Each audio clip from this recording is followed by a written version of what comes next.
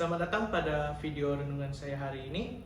Saya Nicholas Safikrata dari kelas 12C. Sebelum kita memulai renungan, mari kita mengambil saat teduh. Saat teduh dimulai.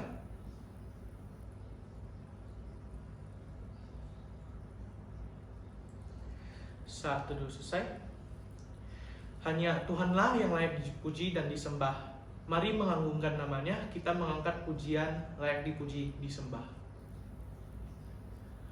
Alam semesta melukiskan kebesaran Tuhan, bumi dan surga menyanyikan kemuliaan namamu. Hosana, Hosana, layak dipuji disembah, Kaulah yang bertata dulu, sekarang dan selamanya, Raja atas segala raja, namamu besar termulia, namamu besar termulia.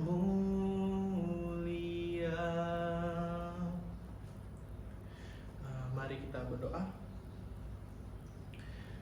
Tuhan, terima kasih kami telah mendapatkan istirahat dan tidur yang cukup. Tuhan, sebentar lagi kami akan memulai renungan. Semoga hati kami siap agar dapat menerima renungan dengan baik, dan semoga renungan hari ini dapat bermanfaat bagi hidup kita ke depannya. Hanya itu doa kami Tuhan, dalam nama Tuhan Yesus kami berdoa. Amin. Renungan hari ini diambil dari Mazmur pasal 1 ayat 1 yang berisi, berbahagialah orang yang tidak berjalan menurut nasihat orang fasik, yang tidak berdiri di jalan orang berdosa, dan yang tidak duduk di dalam perkumpulan pencemooh. Renungan hari ini berjudul Jangan Tergoda. Renungan ini saya ambil dari pengalaman saya waktu saya sedang masih saat SMP. Nah, waktu saya awal-awal masuk SMP, itu satu angkatan cuma ada 25 murid dan kami semua berada dalam satu kelas yang sama.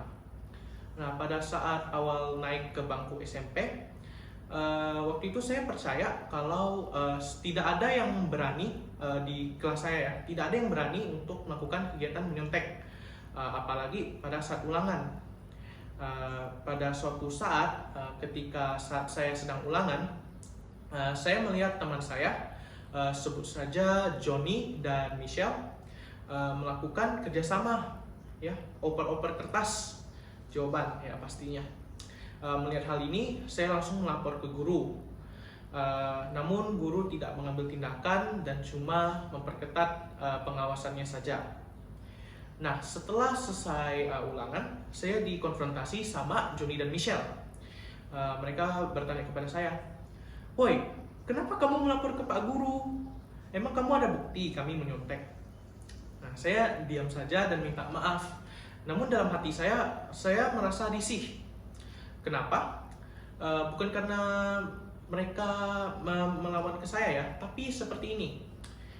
Mereka sudah jelas-jelas melakukan kegiatan curang, ya, kegiatan yang salah, yang jauh dari jalan yang benar, yaitu harusnya ulangan secara jujur, dikerjakan dengan jujur. Mereka malah menyontek, dan sudah dilapor pun mereka masih tidak merasa bersalah sama sekali. Dan malahan mereka menyerang saya. Nah, hal ini membuat saya risih. Sudah salah, tidak mengaku bersalah, malah menyalahkan orang lain. Padahal tujuan saya waktu itu melapor adalah supaya mereka dapat mengetahui bahwa apa yang mereka berbuat itu salah, dengan harapan saya itu mereka berhenti melakukan kegiatan menyontek ini. Jadi kedepannya dapat menjadi lebih baik. Nah, namun hasilnya seperti itu.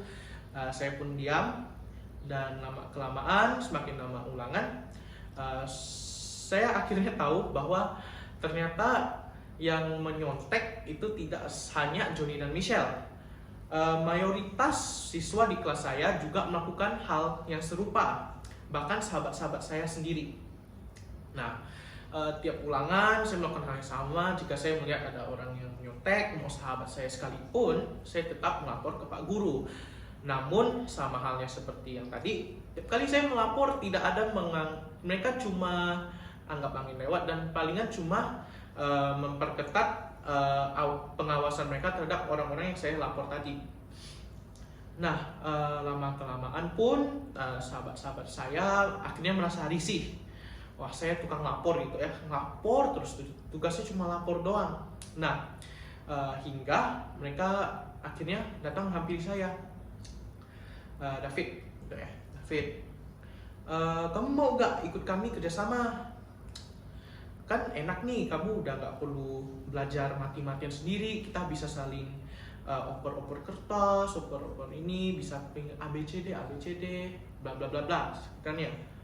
Emang offer yang mereka berikan kepada saya itu terdengar sangat bagus, ya.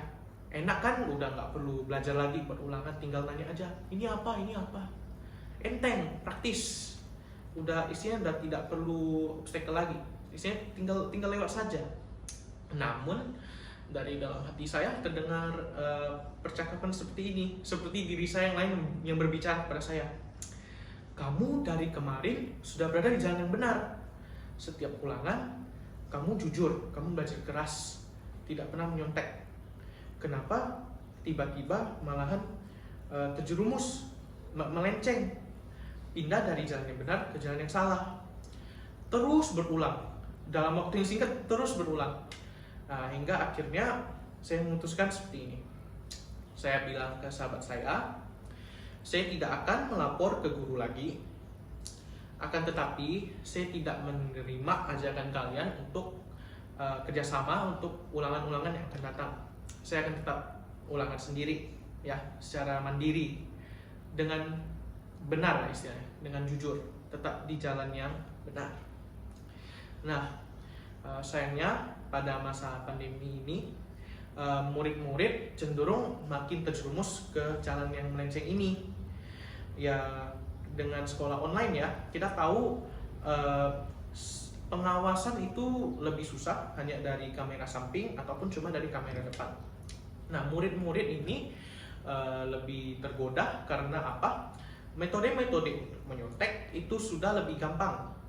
Nah, jika seorang murid memiliki misalnya grup di sosial media, mereka bisa melakukan group call. Ataupun jika seorang murid memiliki lebih dari satu device yang satu buat kamera, device satu lagi bisa buat Google jawaban, ataupun mengechat teman yang lain untuk meminta jawaban. Nah, sebagai contoh-contoh tadi, itu tuh istilahnya dapat disebut sebagai nasihat orang fasik dan tetap duduk di antara orang kumpulan yang pencemooh sesuai dengan Mazmur pasal 1 ayat 1 tadi. Sebagai murid yang baik, walaupun kita menerima godaan-godaan seperti itu, kita harus dapat memiliki iman yang kuat agar kita tidak terjerumus pindah ke jalan yang salah seperti yang contoh pengalaman saya tadi. Walaupun terdengar sangat enak ya, lebih enteng, kita harus dapat bisa menahannya. Terlebih juga di masa depan, bukan hanya di sekolah, di masa depan juga mungkin akan ada tawaran untuk melakukan hal ilegal, misalnya kita masukkan bon yuk biar dapat untung lebih, korupsi misalnya.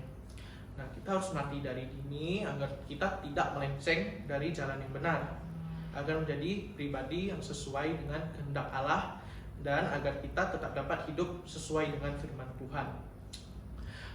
Saya ada mengambil quote dari Bear Grylls yang berisi, if you can find a path with no obstacles, it probably doesn't lead you anywhere. Saya memilih quote ini karena quote ini berisi, bila kamu menemukan jalan yang tidak ada rintangan sama sekali, kemungkinan besar jalan itu tidak akan membawa kamu kemana-mana, istilahnya tidak akan membuahkan hasil. Nah, sama halnya seperti yang tadi, jika kita pergi ke hal yang menyimpang, yang enteng, Kita mungkin saja di depan tidak bisa menjadi orang yang baik dan benar.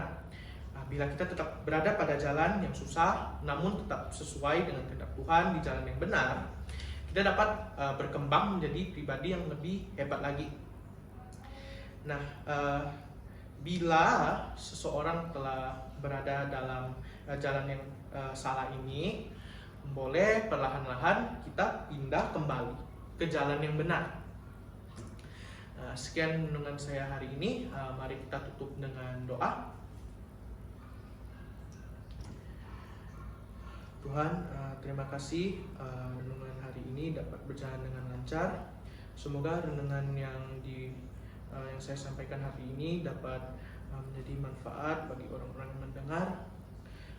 Tuhan, tolong berkatilah kami supaya kami yang sedang berada dalam jalan yang salah dapat perlahan-lahan kembali ke jalan yang benar. Tuhan, tolonglah kami agar kami juga dapat tahan dari godaan-godaan yang akan datang kepada kami, ya Tuhan. Tuhan, semoga kami juga dapat kembali menjalankan aktivitas kami sehari-hari sebelum pandemi COVID-19. Nah, tolonglah mereka yang sedang berada dalam masalah akibat pandemi ini, ya Tuhan. Hanya itu doa kami. Dalam nama Tuhan Yesus kami berdoa dan mengucapkan syukur. Amin. Oke, sekian video renungan saya hari ini. Terima kasih telah menyaksikan video ini. Bye-bye.